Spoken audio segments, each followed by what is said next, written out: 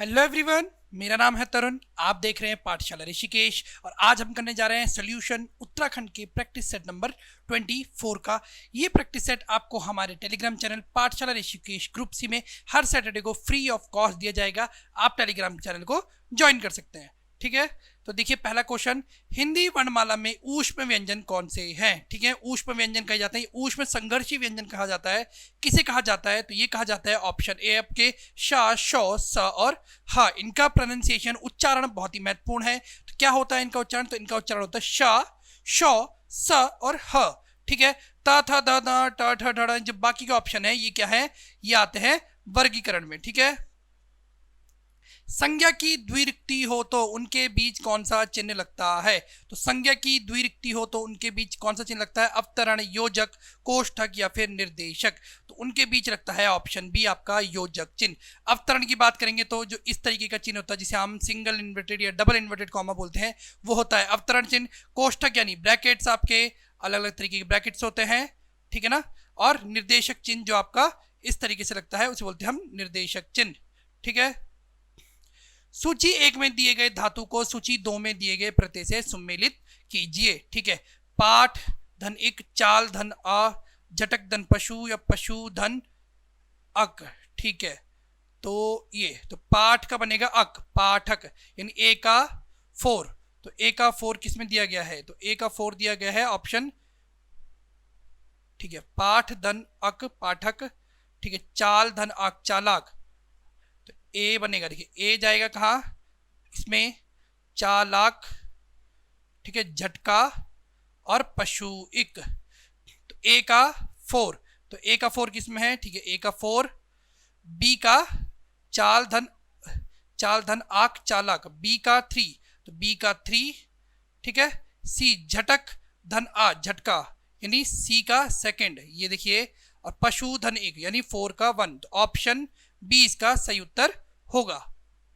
सूची एक में दिए गए संज्ञा को सूची दो में दिए गए संज्ञा के भेद से सम्मिलित कीजिए तथा विकल्पों में से सही उत्तर चुनिए। ठीक है, तो ये क्या होगा? तो ये होगा ए जुलाई। ठीक है, मैना, कुंज और पानी। तो देखिए इसमें सबसे अगर हम इजी होगा तो जुलाई होगा। तो जुलाई क्या हो जाएगा? तो जुलाई हो जाएगा जातिवाचक संज्ञा। ठीक है, पानी हो जाएगा आपका द्रव्यवाचक संज्ञा। पानी हो जाएगा आपका क्या? द्रव्यवाचक संज्ञा यानी डी का 3। तो देखिए सबसे पहले मतलब इसी जो ऐसे वाले क्वेश्चन आए आपके पास तो आपको क्या करना है, पहले जो सबसे इजी है उसको देखना है। तो डी का 3 किस ऑप्शन में? तो डी का 3 आपके ऑप्शन में है कौन सा? ऑप्शन 3। ठीक है, फिर आपका बनेगा क्या? जुलाई व्यक्तिवाचक यानी ए का 2। तो ए का 2 किस में है? ठीक है, तो ए का 2 इसमें है। चलिए ठीक है, देखेंगे अभी। और फिर मैना, और क्या जाएगा? मैना जातिवाचक, और कुंज, कुंज हो जाएगा आपका क्या? समूहवाचक। ठीक है, तो कुंज हो जाएगा आपका समूहवाचक और मैना हो जाएगा आपका जातिवाचक यानी बी का, सॉरी एक मिनट रुकिए, गलत हो गया थोड़ा। चलिए, जुलाई हो जाएगा आपका क्या? व्यक्तिवाचक। ठीक है, मैना हो जाएगा आपका जातिवाचक, पानी हो जाएगा आपका द्रव्यवाचक और कुंज हो जाएगा आपका समूहवाचक यानी ए का 1, ए का 1, बी का 2। ठीक है, 3 का सी, वो 3 का 4। ठीक है, और डी का 3। ठीक है, हाँ, तो ऑप्शन डी बनेगा आपका। ठीक है, ऑप्शन डी आपका सही उत्तर बनेगा।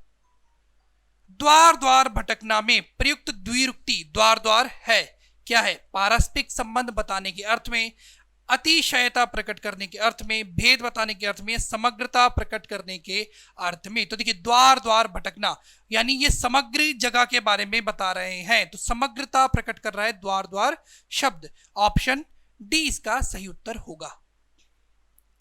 हिंदी में कुल कितने सर्वनाम हैं? 9, 10, 11 या फिर 12। तो हिंदी में कुल कितने सर्वनाम हैं? तो हिंदी में कुल सर्वनामों की संख्या है 11। यहां पर सर्वनाम के भेद नहीं पूछे गए हैं, यहां पूछा गया कि हिंदी में कुल कितने सर्वनाम हैं। जैसे मैं, तू, आप, ये सब क्या है? सर्वनाम है। ठीक है, तो हिंदी में कुल 11 सर्वनाम है। तीसरा शब्द में विशेषण है। कौन सा विशेषण है? विशेषण के भेद होते हैं पूर्णकांक बोधक, आवृत्ति वाचक विशेषण, गणनावाचक विशेषण या क्रमवाचक विशेषण। तो तीसरा शब्द है आपका ऑप्शन डी, क्रमवाचक विशेषण। ठीक है, बहुत से अभी बच्चे बोलेंगे कि तीसरा तो गणना, तो तीसरा नहीं, हाँ अगर यहां पर होता 3, तीन होता है आपका गणनावाचक, 1 2 3 गणनावाचक, लेकिन पहला दूसरा तीसरा क्या हो गया, क्रमवाचक। दो प्राणियों तथा वस्तुओं के बीच की तुलना की जाती है तो क्रिया किस रूप में दिखाई पड़ती है, मूलावस्था, पूर्वावस्था, उत्तरावस्था या उत्तमावस्था। दो प्राणियों तथा वस्तु के बीच तुलना की जाती है तो क्रिया किस रूप में दिखाई देती है, तो ये दिखाई देती है आपकी उत्तरावस्था में। इसे अगर आपको जानना है तो क्रिया को आपको बहुत को डीप से पढ़ना पड़ेगा। वह आया हो, वाक्य की पहचान करो, हो नहीं होगा, ये होगा वह आया है। ठीक है, संदिग्ध वर्तमान, पूर्ण वर्तमान, संभाव्य वर्तमान या फिर तात्कालिक वर्तमान। ठीक है, वह आया हो नहीं, ठीक है, हो ही होगा, बहुत सही, वह आया हो। ठीक है, तो ये हो गया आपका ऑप्शन सी, संभाव्य वर्तमान, यानी हमने संभावना कही कि वह आया हो। ठीक है, मृत्यु धन उपरांत में संधि करने से एक शब्द निर्मित होगा, कौन सा, मृत्युपरांत, मृत्योपरांत, मृत्यु पर्यंत या मृत्योर्योपरांत, मृत्योर्योपरांत। ठीक है, तो कौन सा होगा, तो ये होगा आपका ऑप्शन बी, मृत्युपरांत। ठीक है, हो सकता है बहुत से लोग बच्चों ने या बहुत से लोगों ने आपने मृत्युपरांत करा हो, तो नहीं, मरणोपरांत जरूर होता है, मरणोपरांत, लेकिन मृत्यु धन उपरांत मृत्युपरांत ही होता है। देखिए अगला क्वेश्चन, अवगुंठन का अर्थ है घूंघट, अंगूठा, गांठ बांधना या फिर गूंथना। तो अवगुंठन का अर्थ है आपका ऑप्शन ए, घूंघट। जैसे हमने पहले भी एक पेपर करा था, उसमें हमने करा था उपानह, तो उपानह का मतलब होता है जूता। ठीक है, विलोमार्थक दृष्टि से एक युगम अशुद्ध है, सचल, चल, निरपेक्ष, सापेक्ष, मौलिक, अनुदित, बंधन, मोक्ष। ठीक है, तो कौन सा युगम अशुद्ध है, तो ये अशुद्ध है आपका ऑप्शन ए, सचल चल। तो ये होता है चल अचल। ठीक है, चल यानी सचल की जगह अचल हो जाएगा, अचल चल।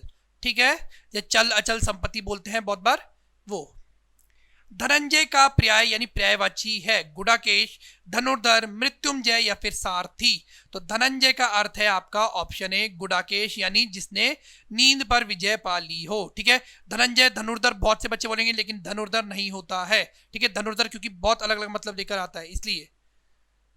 नक्कार खाने में तूती की आवाज, मुहावरे का अभिप्राय है तूती की आवाज सबसे ऊंची होती है, नक्कार खाने में तूती नहीं बोलती है, नक्कारे लोगों को सर्वत्र तूती बोलती रहती है, समर्थ व्यक्ति के सामने असमर्थ व्यक्ति का प्रभाव नहीं पड़ता। तो नक्कार खाना अगर आपको पता होगा, और तूती यानी छोटा सा एक हिसाब से बाजा।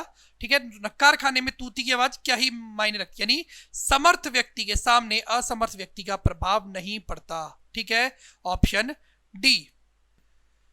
देखिए अगला क्वेश्चन, एक ही शब्द की वर्तनी चार तरह से लिखी गई है, सही का चयन कीजिए, उपलिखित, ऊपरी लिखित, ऊपर लिखित या ऊपरी लिखित। तो क्या होगा इसका सही उत्तर, तो ये होगा आपका ऑप्शन बी, ऊपरी लिखित। ठीक है, सकल शकल का अर्थ है कला और कृति, सन और सम्मत, संपूर्ण और अंश या सबल और निर्बल।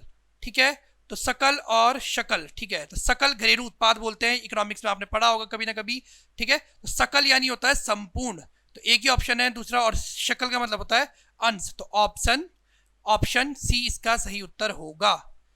निम्नलिखित वाक्यों में शुद्ध वाक्य है। ठीक है, थोड़ा ये उधर खिसक गया है, देखिएगा। उसकी शंका का निवारण हो गया, उसकी शंका समाप्त हो गई, उसकी शंका का समाधान हो गया, उन्हें अब शंका नहीं रही। तो उसकी शंका का समाधान हो गया। देखिए, शंका का निवारण होता है समस्या का, शंका का समाधान होता है, तो ऑप्शन सी इसका सही उत्तर होगा। ताले के पानी पताले गए बेटी, पुरीनी गई कुम्ही लाई हो, गंगा जमुना बीच रेती पर तू है, कैसे के रचऊं बिहारे। उक्त गीत किस बोली का है, अवधी, ब्रज, भोजपुरी या फिर कन्नौजी, किस भाषा का है। ठीक है, तो अगर आप इसे ढंग से पढ़ेंगे, थोड़ा तरीके से पढ़ेंगे, तो आपको लगेगा, तो अवधी तो ये बिल्कुल भी नहीं है, भोजपुरी और ब्रज भाषा के आसपास का ये जो कह सकते हैं आप एक्सेंट है। ठीक है, और आंसर होगा इसका ऑप्शन बी, भोजपुरी। ठीक है, सॉरी, ब्रज भाषा सही आंसर लगाया, बोल गलत दिया है, तो ध्यान रखेंगे कौन सा, ब्रज भाषा, भोजपुरी नहीं। कुछ खास शर्तों पर किसी कार्य को करने का समझौता के लिए एक शब्द है, कर्मठता, बेलदारी, ठेकेदारी या फिर संविदा। तो क्या होगा इसका आंसर, तो होगा आपका ऑप्शन डी, संविदा। जैसे संविदा पर बहुत बार नौकरी लगा जाती है, तो उसमें भी कुछ शर्तें होती है कि आपको इतना सैलरी मिलेगा, आपको इतने समय के लिए काम करना पड़ेगा, इतने से इतने आपका काम होगा और इतने समय बाद आपको नौकरी से हटा भी दिया जा सकता है, ठीक है ना। तो शर्तें होती हैं, उसको बोलते हैं संविदा। धोखे भरे आधुनिक समाज में डैश की प्रवृत्ति दिन प्रतिदिन बढ़ती जा रही है। प्रत्यावर्तन, प्रवंचन, प्रवचन, ये परवर्तन, प्रवर्तन। तो क्या होगा, तो ये होगा आपका ऑप्शन बी, प्रवंचन। तो ये थे हिंदी क्वेश्चन। अब बात करेंगे हम उत्तराखंड के क्वेश्चनों की। तो चंपावत में बालेश्वर मंदिर की नींव किसने रखी थी? कल्याण चंद, उद्योग चंद, विक्रम चंद या फिर आपका महेंद्र चंद ने। किसने रखी थी? तो ये रखी थी आपके ऑप्शन बी, उद्धोज चंद ने। ठीक है, आप मुझे कमेंट बॉक्स में उद्धोज चंद से जुड़ता एक आधा पॉइंट बताएंगे जो आपको याद हो। कुमाऊं के शिवाजी के रूप में किसे जाना जाता है? हर्षदेव जोशी, पीताम्बर पंत, शिवदेव जोशी या फिर अमोघ भूति। तो किसे जाना जाता है? तो ये जाना जाता है आपका ऑप्शन ए, शिवदेव जोशी को। ठीक है, अमोघ भूति कुणिंद वंश का सबसे प्रतापी राजा, इनके नाम पे मुद्राएं भी है, अमोघ भूति मुद्राएं, जिसमें किसका देवी और उसका देवी और मृग का चित्र अंकित है। 1842 में मंसूरी से उत्तराखंड में प्रकाशित होने वाला पहला समाचार पत्र कौन सा था? द हिल्स, समय विनोद होगा ये, ठीक है, समय विनोद, गढ़वाली या फिर अल्मोड़ा अखबार। तो कौन सा था? तो ये था द हिल्स। 1842 में जॉन मैकीनन द्वारा, ठीक है, जॉन मैकीनन द्वारा। ठीक है, गढ़वाली की बात करेंगे तो गढ़वाली आया था कब? 1905 में, अल्मोड़ा अखबार 1871 में। गढ़वाल के अशोक के रूप में किसे जाना जाता है? अजयपाल, सहजपाल, कनकपाल या फिर मान शाह। तो गढ़वाल का अशोक, यानी जैसे गढ़वाल वो अशोक ने बहुत सारी जगहों को जीता था, इसी तरीके से जीता था किसने? अजयपाल ने गढ़वाल के 52 गढ़ों को। तो अजयपाल इसका उत्तर होगा। चूना पत्थर के अवैध खनन से संबंधित हेवल घाटी आंदोलन कहां से शुरू हुआ था? चमोली, पौड़ी, टिहरी या फिर अल्मोड़ा। ठीक है, तो कहां से हुआ था? तो ये हुआ था ऑप्शन सी, टिहरी से। ठीक है, स्वामी निगमानंद, इसके मतलब कह सकते हैं आप, लीड कर रहे थे इस आंदोलन को। कौन? निगमानंद। ब्रिटिश कुमाऊं में पहली बार मुंसिफ की नियुक्ति कब हुई थी? तो कब हुई थी? तो ये हुई थी आपकी ऑप्शन बी, ट्रेल के समय 1929 में। ठीक है, नहीं, अच्छा सॉरी, ट्रेल का समय नहीं होगा, 1929 है। 1829 होता तो होता ट्रेल का समय 1929 में। उत्तराखंड राज्य के प्रथम डिप्टी स्पीकर कौन थे? मृदुला सिन्हा, विजया बर्थवाल, मार्गरेट अल्वा या फिर अमृता रावत। तो कौन थी? तो ये थी आपकी विजया बर्थवाल। ठीक है, बात करेंगे मार्गरेट अल्वा की, तो मार्गरेट अल्वा पहली महिला राज्यपाल थी उत्तराखंड की। उत्तराखंड राज्य में महिलाओं को पंचायत में कितना प्रतिशत आरक्षण दिया गया? बहुत ही सरल क्वेश्चन, और ऐसा क्वेश्चन की जो एग्जाम में आए तो बिल्कुल भी छूटना नहीं चाहिए। तो कितना है? तो यह है आपका 50%। नैनीताल उच्च न्यायालय भवन को बनाने का श्रेय किसे जाता है?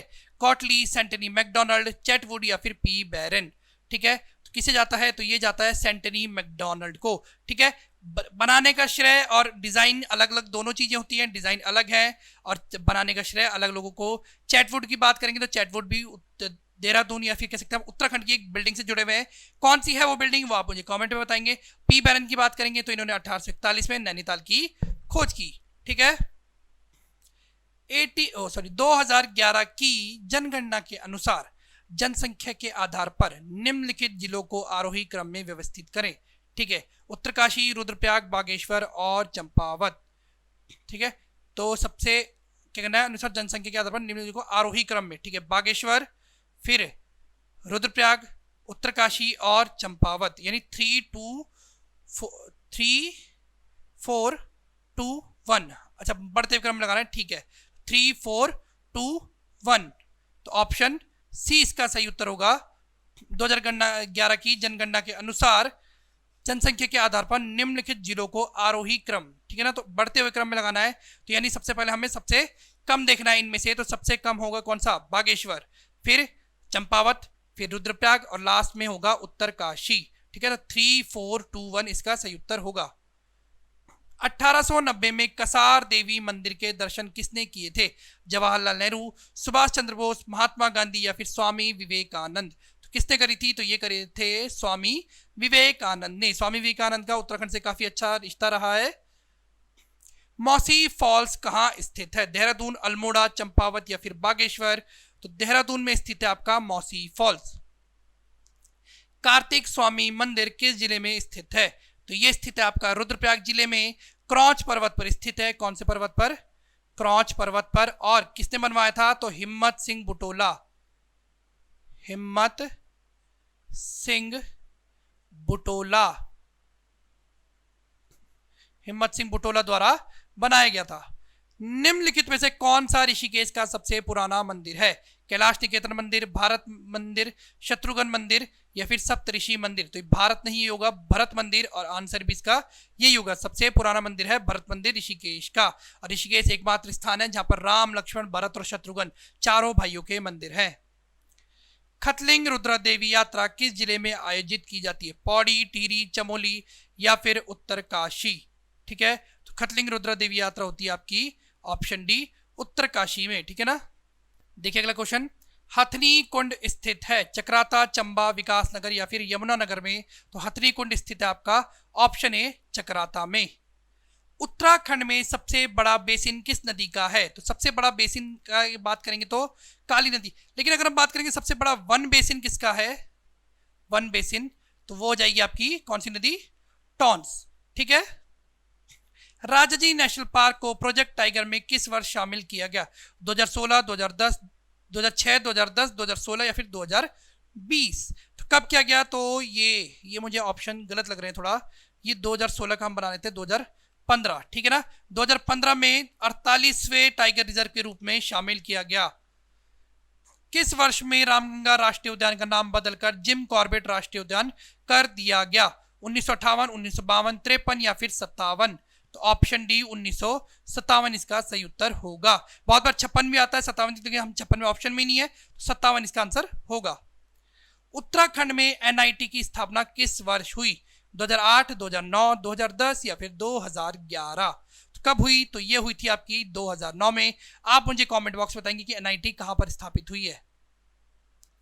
कौन सा राग प्रातः काल में गाया जाता है? कौन सा काल गाया जाता है प्रातः काल में? टोडी, दरबारी, भोपाली या फिर भीमपलासी? ठीक है, भीमपलासी। ठीक है। ढोल में अलग अलग 22 तरह के पड़ताल और राग गाए जाते हैं, और ऑप्शन ए टोडी में गाया जाता है। कौन सा? प्रातः काल में। तिंचरी, ये तिंचारी है, लिख दिया गलती से, तिंचरी हो गया। तिंचरी माई का असली नाम क्या है? दीपा देवी, मंगला देवी, पुष्पा देवी या फिर रूपा देवी? तो आंसर होगा इसका ऑप्शन ए, दीपा देवी। कौन सा बुग्याल हिमाचल और उत्तरकाशी के मध्य स्थित है? केदारकांठा बुग्याल, पवाली कांठा बुग्याल, देव क्यारा बुग्याल या फिर चायशील बुग्याल? कौन सा है? तो यह है आपका ऑप्शन डी, चायशील बुग्याल। बात करेंगे देव क्यारा बुग्याल की, तो 2019 का ट्रैक ऑफ द ईयर देव क्यारा बुग्याल को मिला है। जी हाँ। किस वन्य जीव अभ्यारण्य में दाढ़ी वाले गिद्ध पाए जाते हैं? गोविंद वन्य जीव अभ्यारण्य विहार, मसूरी वन्य जीव विहार, अस्कोट वन्य जीव विहार या फिर केदारनाथ वन्य जीव विहार? तो इसका आंसर बनेगा ऑप्शन ए आपका गोविंद वन्य जीव विहार। मंसूरी की बात करेंगे तो मंसूरी माउंटेन क्वेल के लिए प्रसिद्ध है, पहाड़ी बटेर जिसे कहा जाता है। अस्कोट कस्तूरी मृग के लिए, और केदारनाथ वन्य जीव विहार तो अस्कोट के लिए ही स्थापित किया गया था। किस नदी पर उत्यासु जल विद्युत परियोजना प्रस्तावित है? अलकनंदा, भागीरथी, मंदाकिनी या इनमें से कोई नहीं? तो ये हो जाएगा आपका ऑप्शन ए, अलकनंदा। और कहां पर? तो ये है पौड़ी जिले में। कहां? पौड़ी जिले में। समता फाउंडेशन की स्थापना कब की गई? 1985, 1987, 1986 या फिर 1990? तो कब की गई? तो ये की गई ऑप्शन सी आपका 1986, 1986 में। ठीक है। देखिए अगला क्वेश्चन, उत्तराखंड सरकार द्वारा किस योजना को डिलीवरी के बाद मां और बच्ची को देखभाल प्रोत्साहित करने के लिए शुरू किया गया? ठीक है, वात्सल्य योजना, मुख्यमंत्री महालक्ष्मी योजना, जननी सुरक्षा योजना या इनमें से कोई नहीं?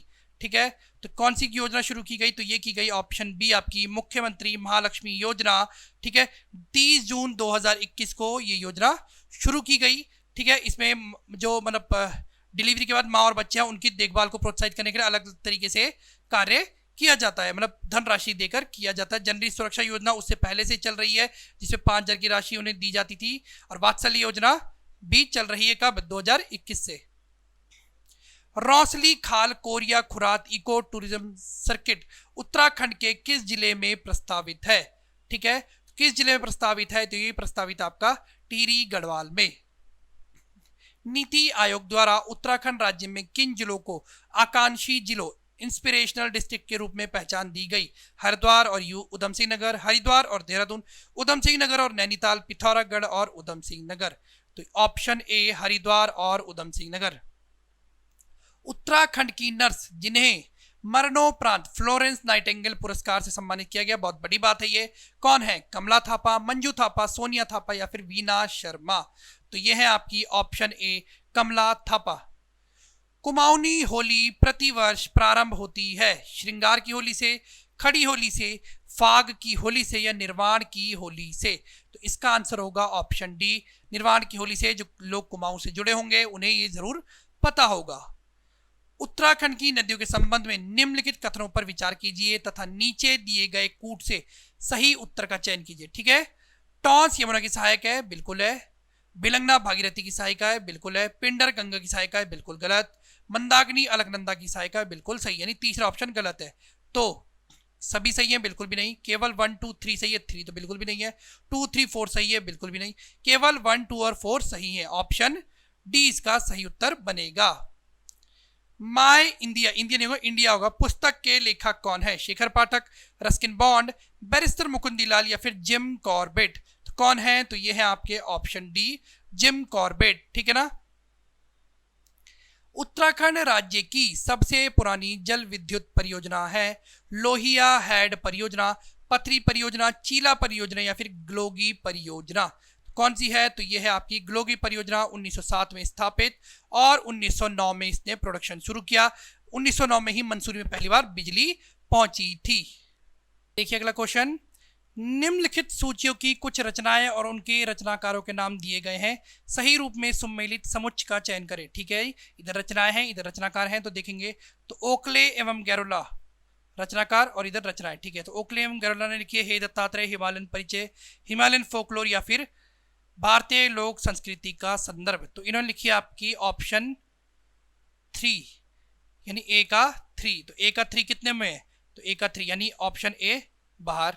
ठीक है, अब बात करेंगे हम गोविंद चातक और राहुल सांकृत्यायन की। ठीक है ना, तो राहुल सांकृत्यायन और गोविंद चातक। ठीक है, तो गोविंद चातक ने लिखी आपकी भारतीय लोक संस्कृति का संदर्भ मध्य हिमालय, यानी अब बी का बनेगा 4। तो बी का 4 कितने ऑप्शंस में है? तो 2 में है, तो ऑप्शन डी बाहर करेंगे। फिर आता है राहुल सांकृत्यायन, तो राहुल सांकृत्यायन लिखी है हिमालयन परिचय, यानी सी का 2। सी का 2 कितनों में है? तो इतनों में है, तो ये भी बाहर। और शिवानी ने लिखी है हे दत्तात्रेय, यानी डी का 1। तो ऑप्शन बी इसका सही उत्तर बनेगा। ठीक है, इस तरीके से जब होता है तो एक एक करके निकालेंगे, एक एक ऑप्शन बाहर करते जाएंगे तो आंसर इजीली निकल पाता है। सर्प विष और चिरायता औषधि का उपयोग किसके लिए होता है? पीलिया, जवर, हृदय रोग या फिर एनीमिया? तो किसके लिए होता है? तो ये होता है आपका ऑप्शन, देखिए अगला क्वेश्चन, सर्प विष और चिरायता औषधि का उपयोग किसके लिए होता है? पीलिया, जवर, हृदय रोग या फिर एनीमिया? तो इसका उपयोग होता है ऑप्शन ए पीलिया के लिए। ठीक है, चिरायता औषधि पीलिया में बहुत ही उपयोगी होती है। उत्तराखंड में आपदा प्रबंधन को किस पाठ्यक्रम में सम्मिलित किया गया है? कक्षा 6 से 10, कक्षा 8 से 10, कक्षा 9 से 10 या कक्षा 10 से 12? तो ये किया गया है आपका ऑप्शन ए कक्षा 6 से 10। अलग अलग स्टेप्स में अलग अलग लेवल बढ़ाकर 6 से 10 तक आपदा प्रबंधन यानी डिजास्टर मैनेजमेंट को पढ़ाया जाएगा। कौन सा 2 वर्षीय फसल चक्र उत्तराखंड के वर्षा आश्रित क्षेत्रों में लोकप्रिय है? धान, गेहूं, मक्का, जौ, धान, मसूर, मक्का, मटर, धान, गेहूं, मंडुआ, राई या धान, गेहूं, मंडुआ? तो ये होगा राई। देखिए राई सबसे पहले बाहर करेंगे और मटर सबसे पहले बाहर करेंगे, तो ऑप्शन ए और ऑप्शन डी बचा आपके पास। तो ये होगा आपका ऑप्शन डी धान, गेहूं और मंडुआ। सबसे पहले धान वर्षा पे आश्रित, फिर गेहूं थोड़ा बहुत, उसके बाद मंडुआ। उत्तराखंड में लघु उद्योग सेवा संस्थान स्थित है, कहाँ स्थित है? तो ये स्थित है आपका ऑप्शन ए हल्द्वानी में। बहुत ही कह सकते हैं प्रचलित क्वेश्चन है, ये याद होना चाहिए। किस समस्या के कारण महात्मा गांधी ने 25 जनवरी 1941 को गढ़वाल के व्यक्तिगत सत्याग्रह पर प्रतिबंध लगा दिया था? डोला पालकी, कुली बेगार, कुली बर्दायाशा, इनमें से कोई नहीं। तो डोला पालकी की वजह से लगा दिया गया था।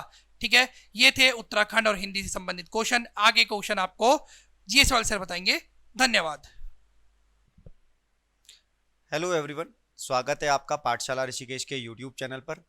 तो सैटरडे का जो प्रैक्टिस सेट है उत्तराखंड के इन सभी एग्जाम्स के लिए, ये प्रैक्टिस सेट 24 है। आप इसे फ्री डाउनलोड कर सकते हो हमारे टेलीग्राम चैनल पाठशाला ऋषिकेश ग्रुप सी से। प्लस हमारे ऑफलाइन जो बैचेस चल रहे हैं आप उनको भी इनरोल कर सकते हो। तो जीएस के जो बाकी बचे 40 क्वेश्चन है वो मैं आपके साथ कवर करूंगा।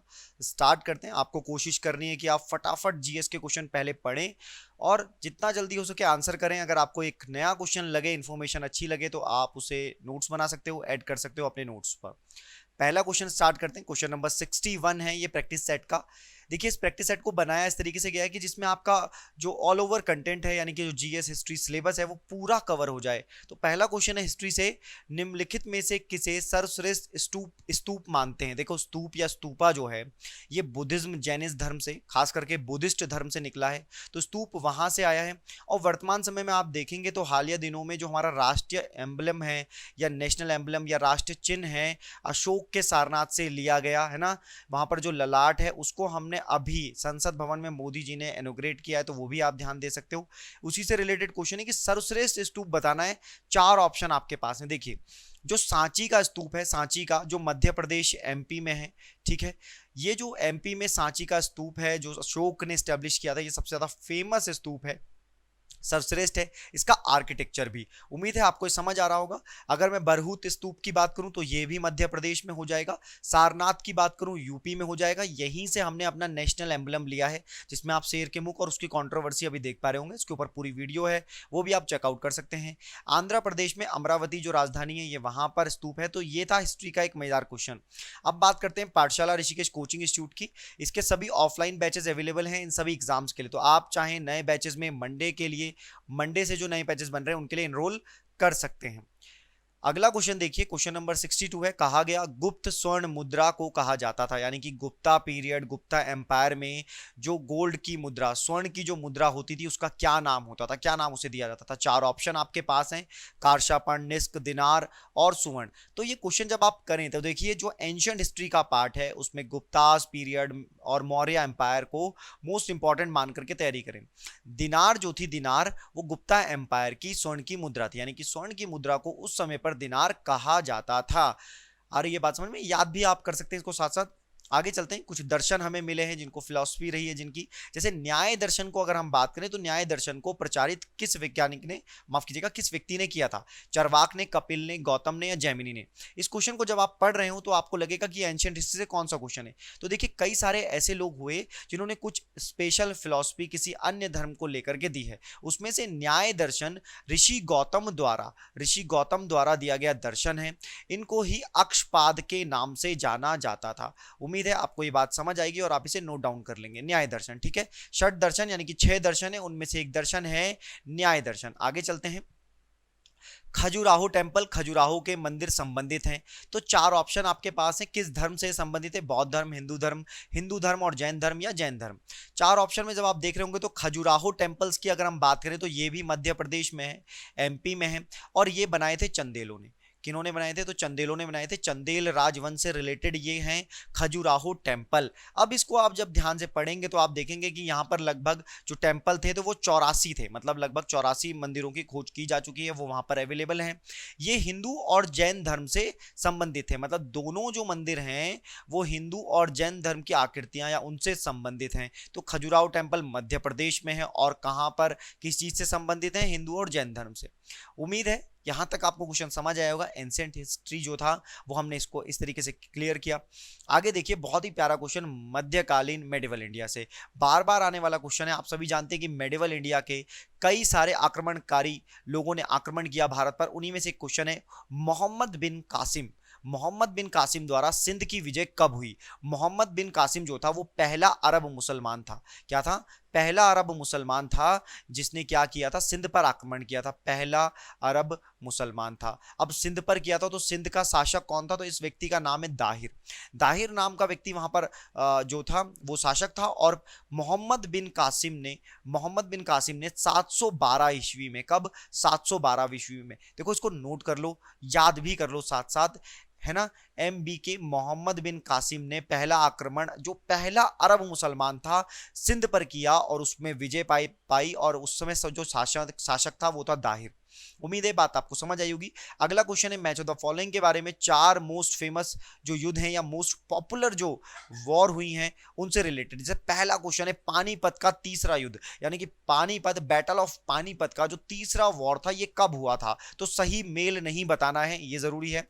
आराम से पढ़ो, इस क्वेश्चन को करने की कोशिश करो। दूसरा ऑप्शन है वो है तराइन का दूसरा युद्ध, battle of Tarain, Prithviraj Chauhan, movie आ रही है उसके ऊपर, बहुत ध्यान देना, तो आपको काफी सारी चीजें समझ आएंगी, ठीक है। अगला देखो, फिर है अकबर की मृत्यु और औरंगजेब की मृत्यु। तो देखो पानीपत का जो तृतीय युद्ध है ये है 1761 में, बिल्कुल सही। तराइन का बैटल हुआ था मोहम्मद गौरी के बीच, ये बात आप ध्यान रखेंगे। तो भैया 1192 92 में दूसरा हुआ था, पहला हुआ था 1191 में, ये भी आप याद रख सकते हो। पहले वाले में मोहम्मद गौरी हारा था, पहले वाले में मोहम्मद गौरी हारा था और दूसरे वाले में मोहम्मद गौरी जीत गया था। अकबर की मृत्यु 1605 में हुई थी, ये बिल्कुल सही है। औरंगजेब की मृत्यु 1717 में हुई थी, बिल्कुल गलत है। 1707 में औरंगजेब की मृत्यु हुई। मुगल शासन के सबसे, आप कहोगे कि जो अंतिम योग्य शासक था वो था औरंगजेब। उसकी मृत्यु के बाद बहादुर शाह या मुआजम के नाम से भी इसे जाना जाता था, यह व्यक्ति अपनी गद्दी पर बैठा था, मुआजम के नाम से इसको जाना जाता था। आ रही है बात इतनी समझ में, तो ये आप इसे नोट कर सकते हो। कोशिश, प्रैक्टिस सेट इस तरीके से बनाया गया है कि आपका कंप्लीट रिवीजन हो, लगातार आप रिवीजन करते रहो और एक स्टैंडर्ड क्वेश्चन को फॉलो करो। ऐसा पेपर नहीं कि क्वेश्चन कहीं से भी दे दिया और वो यूं ही बन रहा है कि आप उसे कर नहीं पा रहे हो, आप सोच रहे हो कि पेपर बहुत टफ बनेगा। याद रखिए पेपर हमेशा नॉर्मल और सिलेबस से ही बनता है, बस आपको जो छोटे क्वेश्चन भी हैं वो भी गलत नहीं करने, आपका रिवीजन प्रॉपर हो और जो आपने पढ़ा है वो आप 110% एग्जाम में कर पाओ डिलीवर। अगला क्वेश्चन पढ़ो मेरे प्यारे भाई, 16-7 क्वेश्चन है ये, और ये है शिवाजी का छत्रपति के रूप में औपचारिक राज्य अभिषेक कहां पर हुआ था। शिवाजी का छत्रपति के रूप में, आप सभी जानते हैं छत्रपति महाराज शिवाजी के बारे में, औपचारिक रूप से राज्य अभिषेक कहां पर हुआ था। तो अगर आपको 4 ऑप्शन मिलेंगे तो शिवाजी महाराज ने 1674 में रायगढ़ को राजधानी बनाया और रायगढ़ में अपना औपचारिक राज्य अभिषेक करा। इतनी बात आपको समझ आ जाएगी। उम्मीद करता हूं ये आपको सेशन अच्छा लगेगा, बस आप कंटिन्यू रहें और इसको नोट करते रहें, है ना। चलिए अगला क्वेश्चन देखिए, निम्न में से कौन नीला जल योजना या ब्लू वाटर नीति, ब्लू वाटर पॉलिसी से संबंधित है। अगर मैं इस बात की आपको बात करूं कि ब्लू वाटर पॉलिसी, तो देखो हम एक टॉपिक पढ़ते हैं जिसमें हम प्यार मोहब्बत से पढ़ते हैं कि भैया यूरोपीय कंपनियों का आगमन कहां पर, भैया भारत में, ठीक है। उसमें सबसे पहले कौन आए थे, सबसे पहले आए थे पुर्तगाली। आ रही है बात समझ में, सबसे पहले पुर्तगाली, फिर आए थे डच मेरे भाई, डच आए थे, ये आपको याद रखना है। फिर इंग्लिश की बात करते हैं और फिर फ्रांसिस की हम बात करते हैं। तो देखो जो पुर्तगाली सबसे पहले आए थे उन्हीं में से 1505 में एक व्यक्ति आए थे, नाम था फ्रांसिस्को द अल्मेडा। क्या नाम था, फ्रांसिस्को द अल्मेडा। तो इन्होंने ही ब्लू वाटर पॉलिसी अपनाई थी ताकि पुर्तगालियों के लिए समुद्र में व्यापार करना हो जाए आसान। उम्मीद है ये बात आपको आएगी समझ में। चलिए अगला क्वेश्चन देखिए, ब्रिटिश जर्नल जिसने हैदर अली को पोर्टोनोवा के युद्ध में किसने हैदर अली, मैसूर का युद्ध है ना। तो अगर आप Anglo Mysore war, 4 Mysore war हुई है, मतलब अगर मैं बात करूं कि एंग्लो मैसूर वॉर कितनी हुई, तो पहली, दूसरी, तीसरी और चौथी। अगर इसमें देखें तो हैदर अली यानी कि पापा जी की, और जो बेटे थे इनके वो थे टीपू सुल्तान। कौन थे, टीपू सुल्तान। तो ये पापा जी, ये बेटा जी। तो देखो 2 युद्ध में हैदर अली, पहले युद्ध में हैदर अली, दूसरे में भी हैदर अली, तीसरे में टीपू सुल्तान और चौथे में भी टीपू सुल्तान, ये थे। अब इसको ध्यान से समझना भैया, जो दूसरा वॉर था वो उसी को पोर्टोनोवा का युद्ध कहा जाता है। और पोर्टोनोवा के युद्ध में सर आयरकूट को जो था, सर आयरकूट ने हैदर अली को हरा दिया था, ठीक है। तो पोर्टोनोवा का युद्ध आपको याद रखना है, 1781 की ये बात है, जिसके बाद सेकेंड मैसूर, एंग्लो मैसूर युद्ध की स्टार्टिंग हुई। उम्मीद है समझ आ रहा होगा। आगे चलते हैं। अगला क्वेश्चन देखो, ब्रिटिश शासन के समय अर्थव्यवस्था को खोखला करने इकोनॉमिक ड्रेन के सिद्धांत के बारे में पुस्तक किसने लिखी थी? ठीक है, इकोनॉमिक ड्रेन के बारे में, यानी कि अगर आप कहें तो ड्रेन ऑफ वेल्थ की बात, ठीक है, धन के निष्कासन की बात इन्होंने की थी। इन्होंने धन की निष्कासन की बात की थी। इनको ही हम वयु वृद्ध पुरुष या वृद्ध व्यक्ति कहते हैं। ठीक है, दादा भाई नौरोजी की मैं बात कर रहा हूं, जिन्होंने poverty and un British rule in India नामक बुक लिखी थी। तो 4 बातें आपको याद रखनी चाहिए। ब्रिटिश शासन के समय अर्थव्यवस्था का जो खोखला प्रभाव पड़ रहा था, उसकी नीति के ऊपर ड्रेन ऑफ वेल्थ नाम से, ड्रेन ऑफ वेल्थ का कॉन्सेप्ट या ड्रेन ऑफ वेल्थ की थ्योरी दी थी दादा भाई नौरोजी ने। ठीक है, लाला लाजपत राय के बारे में आप जानते ही हो, इन्होंने एक बुक लिखी थी, नाम था अनहैप्पी इंडिया, है ना। कई बार आप ध्यान रख सकते हैं कि बुक का नाम था अनहैप्पी इंडिया। ठीक है, पंडित जवाहरलाल नेहरू जी ने लिखी थी discovery of India. Mahatma Gandhi ने लिखी थी माय एक्सपेरिमेंट विद ट्रूथ। तो ये कुछ बातें हैं जो आपको मॉडर्न हिस्ट्री से याद रखनी चाहिए। आगे आते हैं क्वेश्चन इंडियन कॉन्स्टिट्यूशन से है, आराम से इस क्वेश्चन को पढ़िए। भारत के संविधान में निम्नांकित में से किस अनुच्छेद के अंतर्गत संघ लोक सेवा आयोग और राज्य लोक सेवा आयोग का प्रावधान किया गया है? ठीक है, अगर हम आर्टिकल की बात करते हैं, ध्यान से आप मेरी बात समझने की कोशिश कीजिएगा कि हम यहां पर यूपीएससी और स्टेट सर्विसेज के बारे में बात कर रहे हैं। किसके बारे में बात कर रहे हैं? स्टेट सर्विस के बारे में बात कर रहे हैं। तो जो हमारा यूपीएससी भी है, इसमें कुछ बातें आपको ध्यान से समझनी है कि देखो, ये जो हमारा कॉन्स्टिट्यूशन का पार्ट होता है, ये कॉन्स्टिट्यूशन का पार्ट है 14। ठीक है, और कॉन्स्टिट्यूशन के पार्ट 14 में आर्टिकल 315 में 315 से 323 तक जो है बताया गया है ऑल इंडिया सर्विस के बारे में, जिसमें यूपीएससी भी एक पार्ट है और स्टेट सर्विस के बारे में भी बताया गया है। आगे चलते हैं। भारतीय संविधान का कौन सा अनुच्छेद केंद्रीय सतर्कता आयोग का वर्णन करता है? देखिए, इसमें हम बात कर रहे हैं सीवीसी की, सेंट्रल विजिलेंस कमीशन की। ठीक है, अब अगर इसमें मैं आपको एक कॉन्सेप्ट बताऊं कि अगर मैं कहूं कि कुछ बॉडीज जो होती हैं वो कॉन्स्टिट्यूशनल होती हैं, जबकि कुछ बॉडीज होती हैं नॉन कॉन्स्टिट्यूशनल, यानी कि संवैधानिक और गैर संवैधानिक। ठीक है, संवैधानिक और गैर संवैधानिक। तो अगर मैं संवैधानिक की बात करूं, अगर मैं संवैधानिक संस्थाओं की बात करूं, तो संवैधानिक संस्थाएं वे संस्थाएं जिनका निर्माण संविधान ने किया है, यानी कि उनका जिक्र जो है वो किसी ना किसी भाग, पार्ट, आर्टिकल, शेड्यूल में है। लेकिन नॉन कॉन्स्टिट्यूशनल वो संस्थाएं जिनको कॉन्स्टिट्यूशन ने तो नहीं बनाया, कॉन्स्टिट्यूशन में कहीं पर भी उनके बारे में नहीं लिखा हुआ है। तो जो सीवीसी है ये भी कॉन्स्टिट्यूशनल बॉडी नहीं है, तो यानी कि किसी आर्टिकल में भी नहीं है, सबसे पहली बात। तो सीवीसी को बनाया कब गया? सीवीसी को 1964 में पार्लियामेंट्री एक्ट, उस समय पर पार्लियामेंट की एक कमेटी बनाई गई जिसे हम के संथानम समिति कहते हैं।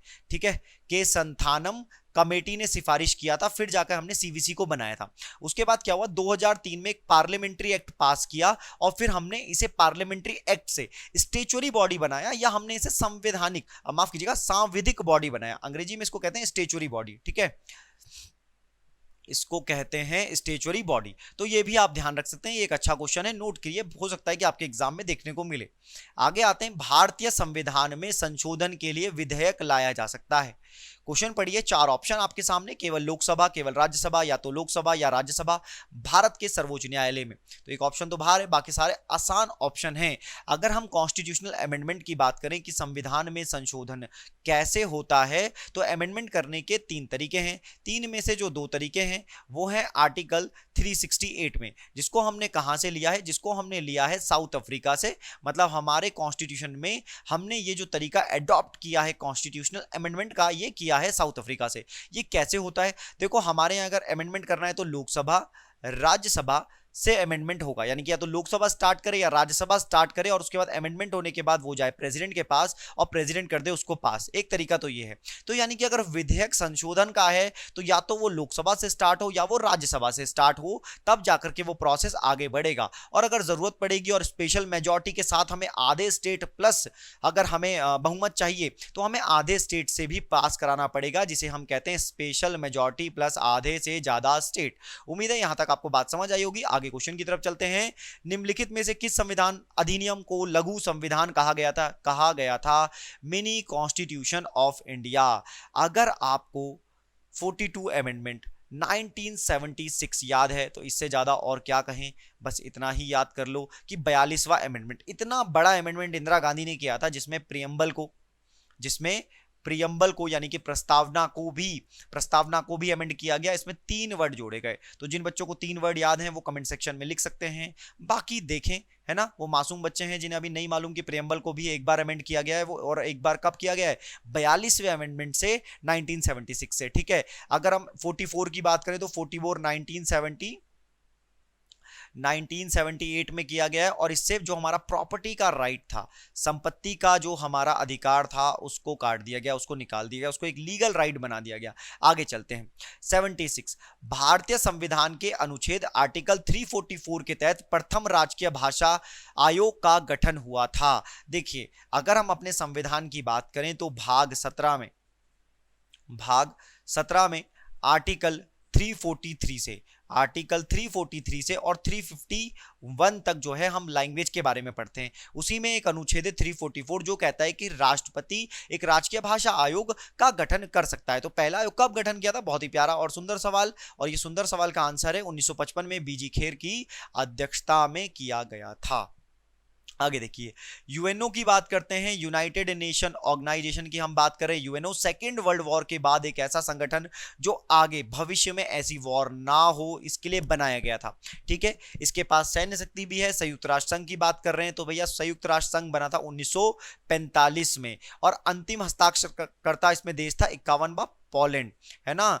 पोलैंड वही देश था जिस पर जर्मनी ने जब अटैक किया था, उसके बाद हुआ था वर्ल्ड वॉर सेकंड शुरू। तो 51 देशों ने जब साइन किया था, उसके बाद हमारे सामने आया था यूएनओ, संयुक्त राष्ट्र संघ, 24 अक्टूबर 1942 को 45 को, और तब से हम यूएन डे मनाते हैं 24 अक्टूबर को। ये आपको बात समझ आई होगी, उम्मीद करता हूं, है ना। इस समय पर इसके जो सेक्रेटरी हैं वो हैं एंटोनियो गुटरेस, जो हैं पुर्तगाल से। कहां से हैं?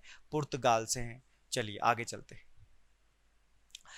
अंतर्राष्ट्रीय अहिंसा दिवस मनाया जाता है। बहुत ही प्यारा। अगर आप महात्मा गांधी को कभी भी आपने समझा है तो आपको ये डे मनाते होंगे या याद रखते होंगे। 2 अक्टूबर का जो दिन है वो अंतर्राष्ट्रीय अहिंसा दिवस, नॉन वायलेंस डे के तौर पर मनाया जाता है। ठीक है, उम्मीद करता हूं आपको समझ आया होगा। 10 दिसंबर की बात करें तो हम मनाते हैं वर्ल्ड ह्यूमन राइट्स डे, है ना। हम मनाते हैं वर्ल्ड ह्यूमन राइट्स डे। 30 जनवरी को मनाते हैं कुष्ठ निवारण दिवस, और 23 मार्च को मनाते हैं शहीद दिवस भगत सिंह की याद में। तो ये भी आपको याद रखना है। आगे चलिए, केरल के तट की बात करते हैं। ज्योग्राफी से सवाल है कि केरल के तट को क्या कहा जाता है। तो थोड़ा सा इंडिया का मैप हम बनाते हैं, और ये वाला जो हिस्सा है इसी को हम केरल कहते हैं, और ये कहा जाता है मालाबार तट। उम्मीद है आपको समझ आ रहा होगा। अगर गोवा से और मुंबई तक की मैं बात करूं तो भैया ये वाला जो हिस्सा है इसको कहते हैं कोंकण तट। ठीक है, इसको कहते हैं कोंकण तट। कोरोमंडल तट जो तमिलनाडु वाला जो हिस्सा है इसको कहा जाता है कोरोमंडल तट। ठीक है मेरे भाई, उम्मीद है आपको ये समझ आ रहा होगा और आप इसका डिस्ट्रीब्यूशन अच्छे से कर देंगे। मंडे से हमारी ऑफलाइन में ज्योग्राफी की क्लासेस शुरू हो रही है, तो वहां पर हम बिल्कुल इसको डिटेल के साथ कवर करेंगे। अगला क्वेश्चन है, भारत में 2 आइलैंड है, एक है अंडमान निकोबार, दूसरा है लक्षद्वीप। लक्षद्वीप की कैपिटल अगर तुम में से कोई याद कर पाए तो इससे अच्छा और क्या हो सकता है जीवन में। लक्षद्वीप की कैपिटल बताना चाहो तो बता सकते हो। चलो हम ही बता देते हैं, इसकी कैपिटल है कवारती। क्या है? कवारती जो है इसकी कैपिटल है। इसमें कितने द्वीप समूह है? क्योंकि ये ग्रुप ऑफ आइलैंड है मेरे भाई, और यह है कोरल रीफ पे बना हुआ लक्षद्वीप। ठीक है, 10 पर इस पे आबादी रहती है, लेकिन जो इस पे आइलैंड है वो लगभग जो द्वीप बने हुए हैं वो 36 द्वीपों से मिलकर लक्षद्वीप बना हुआ है। ये कहां पर अवस्थित है? तो अगर इंडिया का मैप बनाओ और इधर से केरल से इस तरफ आना चाहो तो ये कुछ इस तरीके से आपको बना हुआ दिखाई देगा। उम्मीद करता हूं इतनी बात आपको समझ आ रही होगी और आप लक्षद्वीप को और इंडियन ज्योग्राफी को अच्छे से पढ़ेंगे। चलिए आगे चलते हैं।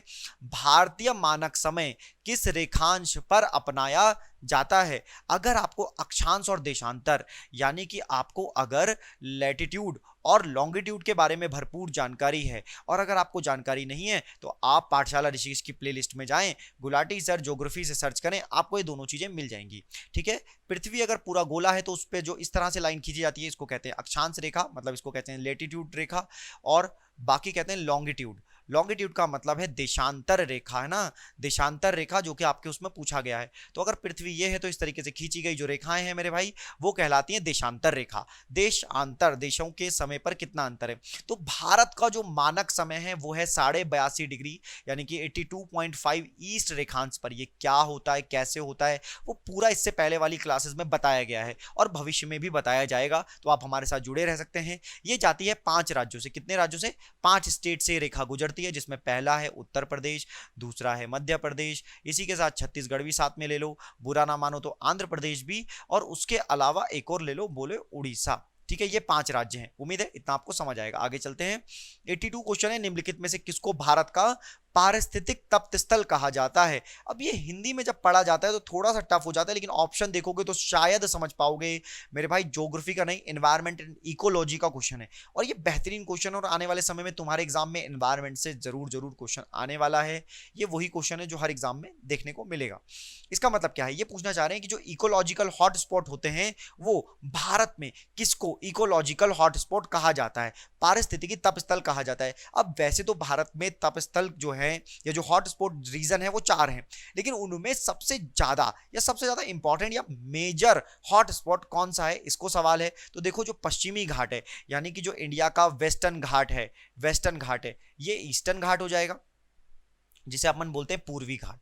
ठीक है मेरे भाई, और ये हो जाएगा पश्चिमी घाट, ये हो जाएगा पश्चिमी घाट। तो जो ये पश्चिमी घाट वाला हिस्सा है यही भारत का पारिस्थितिकी तप स्थल है। आगे चलते हूं, चलो। ये वाला क्वेश्चन जो है बहुत ही कॉन्ट्राडिक्टरी क्वेश्चन है कि सर इसका आंसर क्या हो सकता है, बगान कृषि कैसे होती है, कैसे ये किया जाता है। तो देखो, एनसीईआरटी में साफ साफ इसकी परिभाषा है, बगान कृषि को ही प्यार मोहब्बत से आप लोग कहते हो रोपण कृषि कहते हो। और रोपण कृषि का जो एग्जाम्पल है वो है चाय, कहवा, गन्ना, है ना, और कॉफी। मेरे भाई आ रही है इतनी बात समझ में? अगर इतनी बात तुम्हें समझ आ रही है तो तुम समझ गए होंगे कि ये फसलें हैं खाद्येतर फसलें, खाद्येतर। इन्हीं को आप वाणिज्य फसलों में कह सकते हो, लेकिन ये वाणिज्य फसलें नहीं है। फिर से मेरी बात समझो, वाणिज्य फसलें कह सकते हैं लेकिन ये खाद्येतर फसलें हैं ना, यानी कि पेय पदार्थ भी इसमें शामिल होता है, बेचने योग्य भी ये फसलें होती हैं, तो ये खाद्येतर ही इसका आंसर हो जाएगा। आगे चलो, अगला क्वेश्चन है इकोनॉमिक्स और ज्योग्राफी से मिक्स है, अगर आप इसको पढ़ पाए। भिलाई इस्पात संयंत्र। देखो, हमारे यहाँ जो 5 ईयर प्लान बनाए गए थे, जो रशिया मॉडल पर बनाए गए थे, उसमें जो सेकंड 5 ईयर प्लान था, कौन सा? सेकंड 5 ईयर जो प्लान था उसमें कई सारे उद्योग बनाए गए। कई सारे उद्योगों में एक उद्योग है भिलाई उड़ीसा में है। ठीक है, आ रही होगी आपको बात समझ में। तो देखो, ये किस देश के सहयोग से ये जो ये फैक्ट्री है, जो कारखाना है, जो संयंत्र है, ये लगाया गया। तो ध्यान से देखो, ये लगाया गया था रशिया से। देखो, ऐसे कई सारे कारखाने हैं जिनको लगाया जाता है, तो मैं आपको बताता हूं, है ना। सोवियत संघ से है, इसको कहा जाता है भीरू और राज दुबे। ये कौन लोग हैं? ये हो सकते हैं कि आपके पड़ोसी हो, तो बुरा ना माने। बीरू का यहां पर मतलब है जो बोकारो है, जो बोकारो स्टील प्लांट है वो रशिया से है। भिलाई मैंने आपको बता दिया रशिया से है, क्योंकि सोवियत संघ का ही पुराना नाम क्या, मतलब नया नाम क्या है, रूस है, तो याद करने के लिए है। फिर है राउरकेला। क्या है? राउरकेला। तो राउरकेला जो स्टील प्लांट है वो है जर्मनी के सहयोग से, क्योंकि हम राज दुबे बोल रहे हैं, और दुबे से दू जो है यह है दुर्गापुर मेरे भाई। और दुर्गापुर में देखो, एक बात ध्यान देना, दुर्गापुर में जो बे है ये है ब्रिटेन का। ठीक है, तो उम्मीद है आपको ये समझ आ रहा होगा। आगे चलते हैं नेक्स्ट क्वेश्चन में। स्क्रीनशॉट ले लिया करो जिस क्वेश्चन में, क्योंकि आप ही लोग कहते हो कि कम टाइम लो, इतना लंबा वीडियो मत बनाओ सॉल्यूशन का या इसको, ताकि आप जल्दी कर पाओ। हम कोशिश करते हैं कि जितना जल्दी कम टाइम में आपको 100 क्वेश्चन करवाए जाएं, सबसे पहले आपको प्रैक्टिस करवाई जाए, और सबसे ज्यादा और अच्छे क्वेश्चन की जो एग्जाम में आने वाले हों। आगे देखिए, भारत का सिलिकॉन वैली किसे कहा जाता है? तो बच्चा ये जवाब जानता है। अगर आप नहीं जानते हो तो अभी आप मासूम हो। उम्मीद है कि आप पढ़ोगे, जहां से भी पढ़ रहे हो अच्छी जगह से पढ़ो, और आपके अंदर ये समझदारी आएगी तो आप इसका आंसर पलक झपकते ही कर दोगे। जहां भी आप पढ़ रहे हो, उम्मीद है आप अच्छा पढ़ोगे, और नहीं पढ़ रहे हो तो पाठशाला में आपका स्वागत है, आपको अच्छा ही पढ़ाया जाएगा। आगे देखो, इंदिरा गांधी नहर को किन नदियों से पानी मिलता है? बहुत ही इंपॉर्टेंट है ये। इंदिरा गांधी नहर भारत की सबसे बड़ी नहर है, सतलज और व्यास रिवर। कहां से? सतलज और व्यास नदी। इनमें से जो इंपॉर्टेंट क्वेश्चन है, देखो इंपॉर्टेंट नदियां चुननी है। सतलज और व्यास से इंदिरा गांधी नहर को पानी मिलता है, ये याद आपने रखना है। आगे चलिए, आगे भी है नदियों से क्वेश्चन।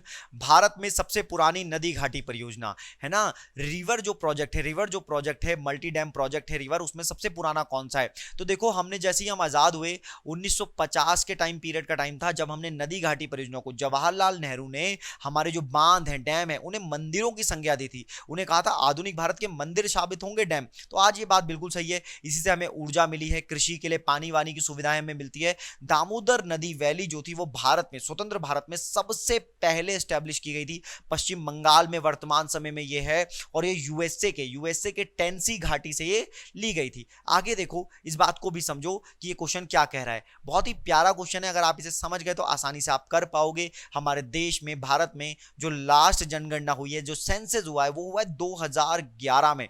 निम्नलिखित में से किस भारतीय राज्य में अनुसूचित जनजाति आबादी का संकेंद्रण सबसे अधिक है? तो 4 ऑप्शन आपके पास हैं, असम, मध्य प्रदेश, बिहार, उड़ीसा। देखो क्वेश्चन पकड़ के, अगर क्वेश्चन पढ़ने के बाद अगर तुम क्वेश्चन समझ गए तो आंसर तो यूं ही आ जाएगा। कैसे आ जाएगा आंसर, ये समझो। ये पूछना चाह रहे हैं कि जो अनुसूचित जनजाति है, जो ट्राइबल एरिया है, उसकी सबसे अधिक आबादी कहां पर है? तो मेरे भाई मध्य प्रदेश में ही उसकी सबसे बड़ी आबादी है। अगर मध्य प्रदेश पहले नंबर पे है तो दूसरे नंबर पे कौन है? तो दूसरे नंबर पे है उद्धव ठाकरे। उद्धव ठाकरे बोले तो जिन्होंने इस्तीफा दे दिया है सीएम पद से महाराष्ट्र से। वहां के गवर्नर कौन है? गवर्नर कौन है? तो गवर्नर तुम्हें बताने होंगे क्योंकि तुम उत्तराखंड से हो। भगत सिंह कोश्यारी। भगत सिंह कोश्यारी जो हैं वहां के गवर्नर हैं, या यूं कहो इन्हें तो कोश्यारी मत कहो, मैं तो कहूंगा कि होशियारी कहो, ठीक है। बहुत ही होशियार व्यक्ति हैं, इसलिए वहां के महाराष्ट्र जैसे बड़े स्टेट के गवर्नर, राज्यपाल बनाए गए हैं भगत सिंह कोश्यारी। मध्य प्रदेश इसका आंसर है भाई। आगे चलते हैं, चलो। अमेजनी वन के एक प्रकार है अमेजॉन रिवर, आपने सुना होगा, ये आपका शॉपिंग ऐप नहीं है लेकिन ये अमेजनी रिवर है। अगर आपको मैं बताऊं तो जो अमेजॉन है, अमेजॉन उसका भी नाम अमेजॉन इसी रिवर पर रखा गया, अमेजनी। क्यों? क्योंकि इसका मालिक चाहता था कि जितनी बड़ी अमेजॉन है वर्ल्ड में वॉल्यूम के नाम पे सबसे बड़ी रिवर है अमेजॉन, तो उसी के नाम पे रखा था कि उसकी कंपनी भी उतनी बड़ी हो जाए। तो अमेजॉन है, ठीक है। तो बोला अमेजनी जो वन होते हैं, टाइप ऑफ फॉरेस्ट होते हैं, ये किस प्रकार के होते हैं? 4 ऑप्शन पढ़ोगे तो भैया आपको आंसर मिल जाएगा। ब्राजील वाला जो हिस्सा है, आप यहाँ दक्षिण अमेरिका आप कहें, साउथ अमेरिका आप कहें, तो साउथ अमेरिका में के हिसाब से वहां बारिश भी बहुत ज्यादा होती है, और बारिश होती है तो ये वन भी होते हैं। तो इनको कहा जाता है tropical evergreen forest, tropical evergreen forest, जिन्हें हिंदी में कहते हैं उष्ण कटिबंधीय वर्षा वन, है ना। वर्षा वन को ही आप मेरे भाई पर्णपाती वन भी कहते हो, है ना, पर्णपाती वन कहते हो। पर्णपाती वन का मतलब पता है क्या हो जाता है? जो अपने पत्ते गिराते हैं। वर्षा वन भी वही मतलब है, जो एक टाइम आने पे अपने पत्ते गिराते हैं। अंग्रेजी में इन्हें डेसिडियस फॉरेस्ट भी कहते हैं, डेसिडियस फॉरेस्ट, ठीक है। चलो आ जाओ, है ना। रेन फॉरेस्ट होना चाहिए था, tropical rain forest, not evergreen, है ना। मैंने एवरग्रीन अंग्रेजी में शायद बोल दिया है। अगला क्वेश्चन देखो, अमर्त्य सेन को किस क्षेत्र में योगदान के लिए नोबेल पुरस्कार मिला? तो मेरे भाई पहले भारतीय थे, फर्स्ट इंडियन थे जिनको इकोनॉमिक्स में वेलफेयर इकोनॉमिक्स का जिन्होंने कॉन्सेप्ट दिया था। कौन सा कॉन्सेप्ट दिया था? वेलफेयर इकोनॉमिक्स का कॉन्सेप्ट दिया था। अच्छों के सर में दर्द हो जाता है, उन्हें नींद आ जाती है जब वो इकोनॉमिक्स पढ़ते हैं, भूल जाते हैं वो इकोनॉमिक्स पढ़ना। ऐसे भी लोग होते हैं, तो ध्यान से देखो, पढ़ो ऐसे कि हमेशा रहे मेरे भाई, पढ़ना ऐसे ही चाहिए। और खुद से रीडिंग हैबिट बढ़ाओ, अपनी रीडिंग हैबिट। दुनियादारी एक तरफ और तुम्हारी रीडिंग हैबिट एक तरफ, यही तुम्हें सच्चे ज्ञान का, है ना, सच्चा ज्ञान दिलाएगी। तुम्हें पता चलेगा कि कैसे पढ़ करके अपने दिमाग को और ज्यादा ट्रेन किया जा सकता है। तो अमर्त्य सेन को 1998 में वेलफेयर इकोनॉमिक्स के लिए कल्याण शास्त्र के लिए नोबेल पुरस्कार मिला। पहले भारतीय थे, बहुत इंपॉर्टेंट है। दूसरे भारतीय अभिजीत बनर्जी, यूएसए की अब उनके पास सिटीजनशिप है। तो ये बात आपको ध्यान रखनी है, वेलफेयर इकोनॉमिक्स, अमर्त्य सेन 1998 में, ठीक है। चलो आगे आओ।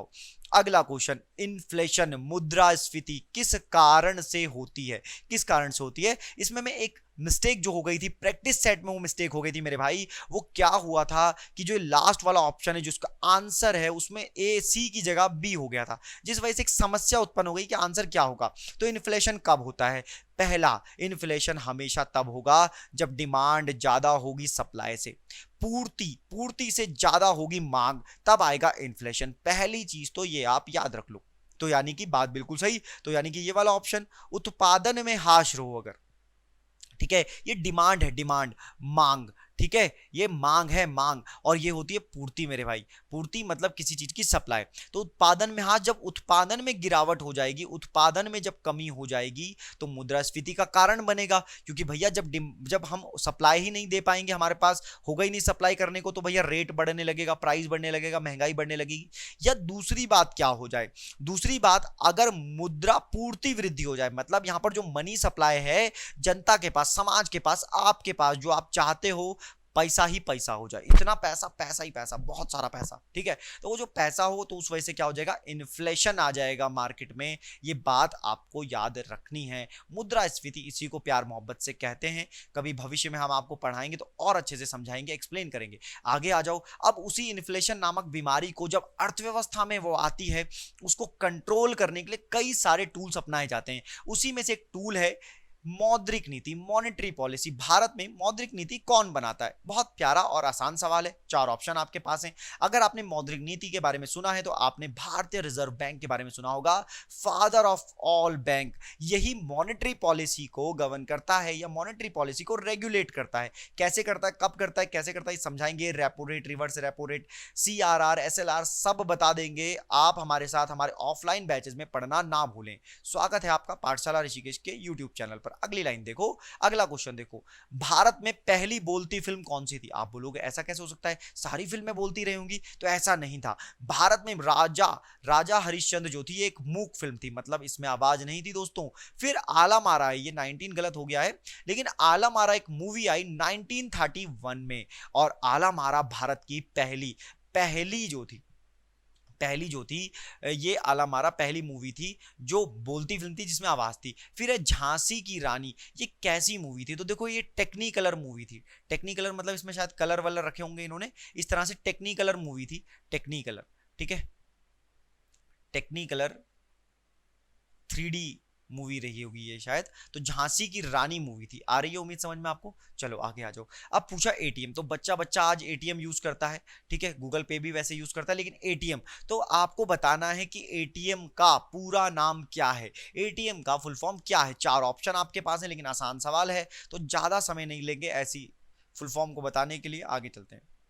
नेताजी सुभाष चंद्र राष्ट्रीय खेल संस्थान, यानी कि नेताजी सुभाष चंद्र बोस राष्ट्रीय खेल संस्थान कहां पर है? नेशनल स्पोर्ट्स इंस्टीट्यूशन कहां पर है? कोलकाता, पटियाला, पुणे, ग्वालियर। और मासूमों वाला ये सवाल, पटियाला इसका आंसर हो जाएगा। जो 2G 3G बच्चे हैं वो मिसलिनियस स्टैटिक जीके पढ़ लें, एग्जाम होने से पहले स्टैटिक जीके से काफी सारे सवाल बनते हैं, याद से आपको पढ़ना है। आगे देखो, कंप्यूटर का मॉनिटर होता है, कई मासूम बच्चे होते हैं, उन्हें ये मालूम ही नहीं चलता कि इसको कैसे समझना चाहिए। भैया इनपुट डिवाइस होते हैं, आउटपुट डिवाइस होते हैं, स्टोरेज डिवाइस होते हैं, प्रोसेसिंग डिवाइस होते हैं। मॉनिटर क्या है? मॉनिटर आपके सामने है और आप जिस पर देख रहे हैं वही मॉनिटर है। ये एक आउटपुट डिवाइस है जो इंफॉर्मेशन को ले लिया, उसके बाद जो आपको शो करता है, तो आउटपुट डिवाइस आपको दिखाता है, मॉनिटर को कहते हैं आउटपुट डिवाइस। आगे आइए। एल्टा विस्टा क्या है? एल्टा विस्टा क्या है? कुछ प्रोग्राम होते हैं, ब्राउजर होते हैं, सॉफ्टवेयर है, सर्च इंजन है। तो एल्टा विस्टा एक सर्च इंजन है, जैसे कि आपका गूगल क्रोम। आगे चलिए, ये क्वेश्चन है। अब रीजनिंग के 3 क्वेश्चन है, थोड़ा समय लेंगे और आपको ये बता करके जाएंगे कि क्वेश्चन कैसे होता है। देखो, ये कैलेंडर का क्वेश्चन है। अगर आप प्रांजल कर्नाटक सर प्रांजल कर्नाटक जी की अगर आप क्लास ले लो रीजनिंग की, तो मेरे भाई ये क्वेश्चन कभी भी आधे अधूरे नहीं रह पाएंगे। बहुत ही आसान है, ध्यान से समझना। देखो, आंसर बताने को मैं इसका डायरेक्ट आपको आंसर बता दूं शनिवार, लेकिन ये आया कैसे? देखो, एक कॉन्सेप्ट कहता है कि जो दिन एक तारीख को होगा, वही दिन 8 को, वही दिन 15 को, वही दिन 22 को, और वही दिन 29 को। तो ऐसे भी ये क्वेश्चन हो सकता है। क्यों? क्योंकि ये क्वेश्चन एक ही वर्ष का है। यदि 1 फरवरी 1996 को बुधवार था, तो 3 मार्च 1996 को कौन सा दिन होगा? ये क्वेश्चन कुछ इस तरह का है। उम्मीद है तुम्हें समझ आ रहा होगा। कर सकते हो तो आंसर करो और इसको लूट लो, इसमें से 1 नंबर ले लो मेरे भाई, ठीक है। तो अब देखो, अगर यहां बुधवार है तो सेम डे बोल रहा हूं मैं, तो यहां भी बुधवार होगा, यही कह रहे हो। और अब आ जाएगा 1 तारीख। ऐसा क्यों? भैया ये फरवरी का महीना था, तो ये मार्च का होगा मेरे भाई। और अगर ये मार्च का है, ध्यान से देना, अगर ये मार्च का महीना है तो अब देखो वेनेसडे 1996 में 29 क्यों आया, इसको भैया लीप ईयर कहते हैं, अधिवर्ष कहते हैं, 4 से डिवाइड करो काम हो जाएगा। अब 2 तारीख को, फिर उसके बाद 3 तारीख को, अब 3 तारीख को कौन सा दिन होगा, देखो अगर यहां वेनेसडे तो प्यार से बोलोगे थर्सडे, फिर फ्राइडे और जय माता दी सैटरडे हो जाएगा। तो आज है शनिवार, आपको मिला है प्रैक्टिस सेट और इसका आंसर भी क्या हो जाएगा मेरे भाई, शनिवार हो जाएगा। उम्मीद करता हूं यहां तक आपको मेरी बातें समझ आ रही होंगी। 99 क्वेश्चन देखो, इससे अच्छा और आसान क्वेश्चन हो नहीं सकता, नंबर देने वाला क्वेश्चन है, लेकिन ऐसे भयानक क्वेश्चनों की प्रैक्टिस करना मत भूलना। अगर आपको ऐसे कोडिंग, डिकोडिंग, रीजनिंग, मैथ्स की क्लास चाहिए तो आप हमारा पाठशाला ऋषिकेश, क्या नाम है, पाठशाला ऋषिकेश, ठीक है, और पाठशाला ऋषिकेश के नाम से हमारा टेलीग्राम ग्रुप है। ये पाठशाला ऋषिकेश एसएससी है, बैंक की पीडीएफ आपको इसी में मिलती है। लगभग 400 से ज्यादा लोग इसमें ऐड हैं, उम्मीद है आप भी जल्दी इसमें ऐड हो जाओगे। आपको रीजनिंग करने का पूरा पूरा भरपूर मौका मिलेगा इस ग्रुप में। ध्यान से देखो इसको कैसे किया गया, 3 का डबल करो यानी कि 2 के इंटू करो और +1 कर दो, फिर 2 के इंटू करो +2 कर दो मेरे भाई, और फिर 2 के इंटू करो और प्लस कर दो 3, ठीक है। तो ये हो जाएगा 16 दूनी 32, 3 35, और अब जो अगला नंबर आएगा 35 का डबल अगर आपने करना है तो मेरे भाई कुछ मत करो, 35 का डबल करना है, डबल करो और डबल करके 4 ऐड कर दो, तो 35 दूनी 70, 4 74, ये हो गया आंसर। उम्मीद करता हूं समझ आया होगा। ये क्वेश्चन है 100 क्वेश्चन और इसी के साथ 100 क्वेश्चन हो जाएंगे कंप्लीट। उत्तराखंड पाठशाला ऋषिकेश के ऑफलाइन बैचेस में आप जुड़ना ना भूलें। दूसरी बात, प्रैक्टिस सेट पूरे लें, 22 प्रैक्टिस सेट, अभी 24 हो गया है, 24 प्रैक्टिस सेट आप पाठशाला ऋषिकेश के टेलीग्राम चैनल से कर सकते हैं डाउनलोड। आपकी प्रैक्टिस हो जाएगी लाजवाब और जल्दी आपको हमारी मिलेगी वहां पर कई सारी पीडीएफ, जैसे आप पीडीएफ करंट अफेयर्स की, ज्योग्राफी की, इन सब की डाउनलोड कर सकते हैं। आगे क्वेश्चन देखो, अगर इस क्वेश्चन को आप ध्यान से पढ़ो तो आप पाओगे कि सरफर को बदल करके रस रेफ लिखा हुआ है, इसी तरह से नाइट को बदल दो। अगर इसमें देखो तो पहला और ये तीसरा, फिर इसको पहला और ये तीसरा, इनको बदला गया है, बाकी किसी को नहीं बदला गया। तो अगर मैं इसी तरह से समझूं तो क्या के और आई को बदला जाएगा, यानी कि आई को लिखा जाएगा पहले, के को लिखा जाएगा बाद में, ये हो जाएगा ये, और फिर जी को और टी को बदला जाएगा, यानी कि टी लिखा जाएगा और लिखा जाएगा जी, यानी कि एच आ जाएगा यहां पर। तो INKTHG जो भी लिखा है यही है आंसर। 100 क्वेश्चन होते हैं मेरे भाई, पूरी मेहनत से हमने आपको कराए हैं, ईमानदारी से। अगर आपको वीडियो अच्छा लगा हो तो आप चैनल को सब्सक्राइब करना ना भूलें। हमारे साथ फेसबुक, इंस्टाग्राम, टेलीग्राम पर जुड़ सकते हैं। वीडियो देखने के लिए आपका धन्यवाद। Thank you very much.